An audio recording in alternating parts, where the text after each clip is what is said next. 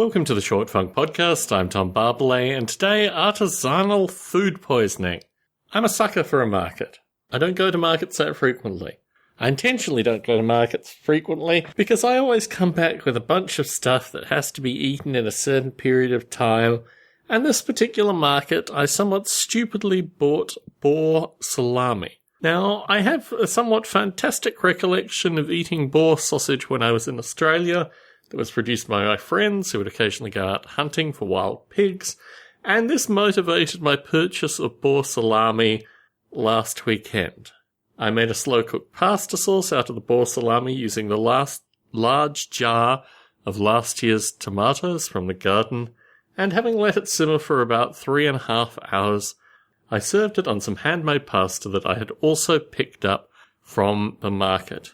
Little did I know that there was a side effect associated with boar salami that was hidden online, and that side effect was associated with very specific kinds of migraines that I proceeded to have for about 2 days. In fact, I'm just coming off the side effects of these migraines now.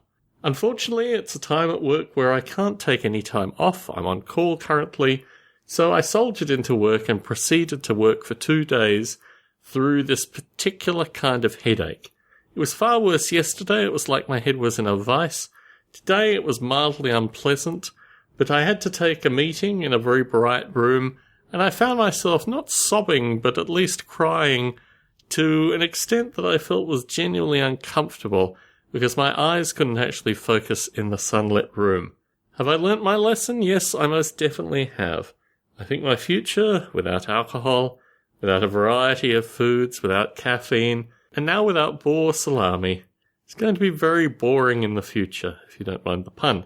But I haven't used many of these short funk podcasts to talk about my cooking philosophy, and I'm debating doing that in the future.